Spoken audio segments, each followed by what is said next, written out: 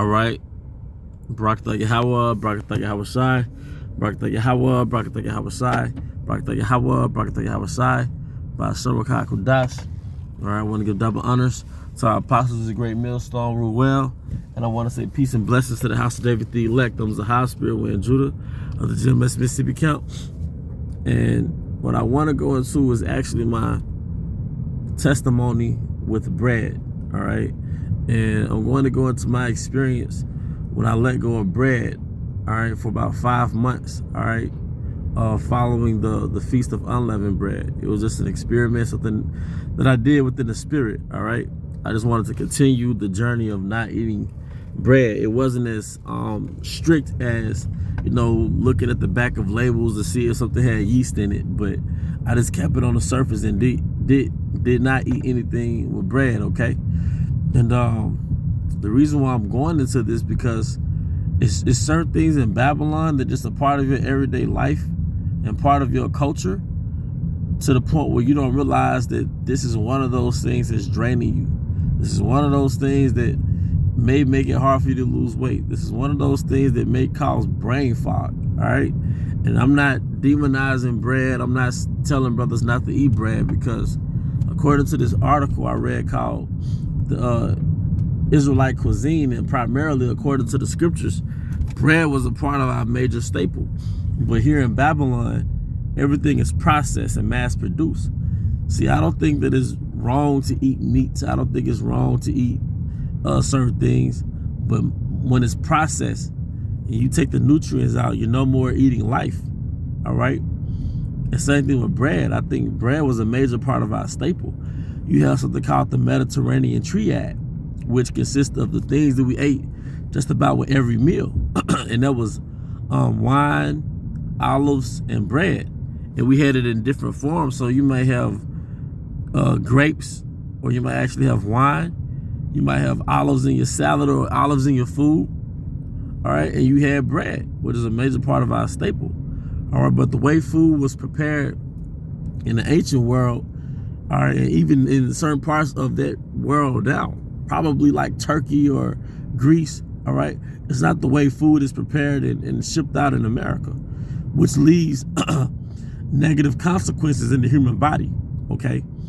So I'm going to give my testimony with bread and me letting it go for a brief extended period of time, all right, following the Feast of Unleavened Bread, year 2020. Let me get some liquid in my system, Salaka. This only happens when I teach. Say makes me want to yarn. All of a sudden, I can't speak. All of a sudden, I can't speak because it's Satan, okay? But, all right, so a few days after the Feast of Unleavened Bread, like a lot of brothers have experienced, first thing I experienced was I felt like I had mental clarity. I had more energy. And that was a few days after I let go of bread. Like I said, I don't think there's anything wrong with the bread, but I think that most of the bread that I was eating, even if it said whole wheat or whatever, is pretty much processed, okay? And when it's processed, it's hard to move through your digestive tract, all right? So I experienced mental clarity. I experienced more energy, okay? And I also, of course, my stomach went down, all right? My stomach went down naturally, okay?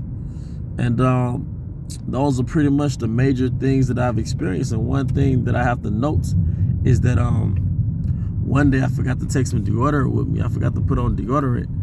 And I was expecting at a certain time to start getting musty. I was at work. At that time, I worked at a box plant. It was a pretty physically demanding job. So I was expecting after a couple hours that I was gonna start getting musty. And I didn't. I was like, whoa, you know? I mean, it happens, right? So I was like, damn, this is some, like, what did I do to not be? Because I've also experienced that same thing when I added cilantro to my diet, because cilantro is a natural deodorant and it deodorizes your body. And that's when I remember the article that I read about deodorant, is that Americans are musty and they take deodorant to mask their must. but their musk is the result of a poor diet. So I did some research and realized, I found out that the bread that we eat, all right, it's sort of it's sort of because of the liquids in our body, it sort of gets back into that doughy-like substance in our digestive tract. And what that does, it's like Play-Doh, it blocks the food, or it has a stop up in our digestive tract, and food gets stopped up in our digestive tract, all right? So what happens is the food stops up in your digestive tract, then it starts to rot. It starts to rot. But it's so common, and it's so a part of our culture, and to weave it into American culture, that people are bloated because of processed food. And one main part of that is bread. The bread clogs up your digestive tract. Now, if you have a house or an apartment and you have things that get clogged up in your faucet, what happens? Everything after that stops up. All right, now nothing goes down the drain. All right, so you can only imagine what's going on when you eat processed food, such as processed bread.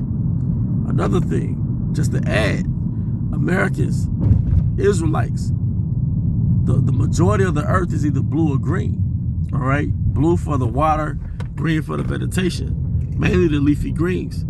Majority of Jake, they don't add leafy greens to their diet, so they don't have anything to purge out the food that's in the digestive tract.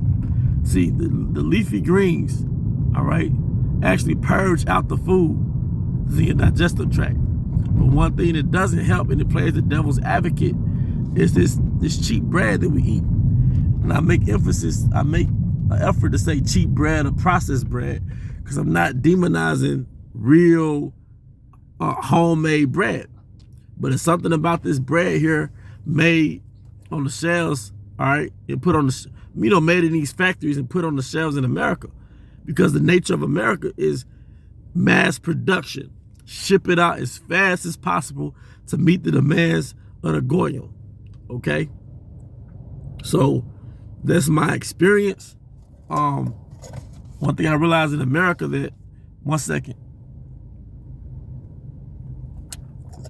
thing that I realized in America is that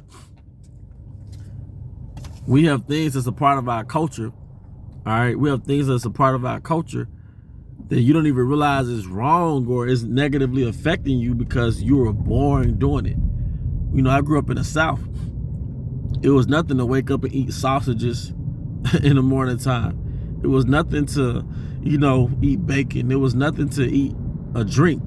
A drink isn't a sin, but that's just detrimental to our body. So the 12 tribes have to learn to honor your body and put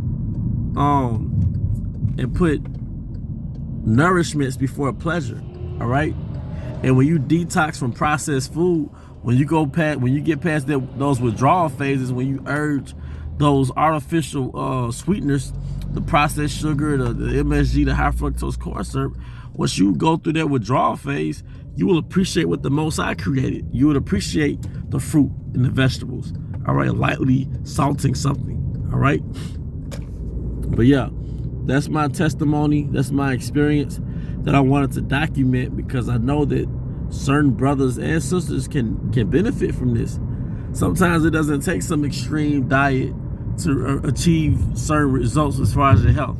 Sometimes it just takes for you to remove key things out of your diet, all right? Same thing with your child.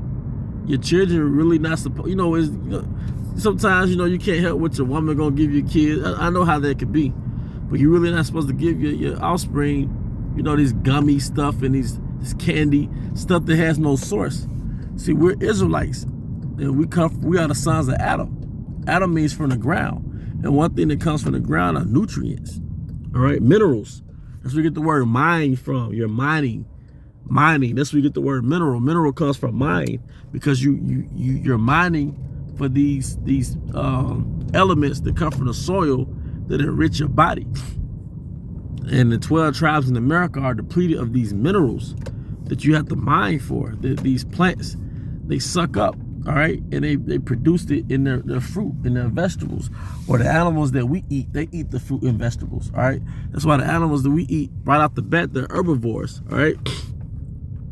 And we don't eat those food because we've in error called processed food, but it has no nourishment in it, or nutrition, which goes back to nourishments. So if the food doesn't have nourishments, how can it nourish you? Okay? So you're eating food-like substances. In essence, you're addicted to edible drugs. It's a drug. If you take the nourishments from it and you're eating it for taste, it's a drug. All right?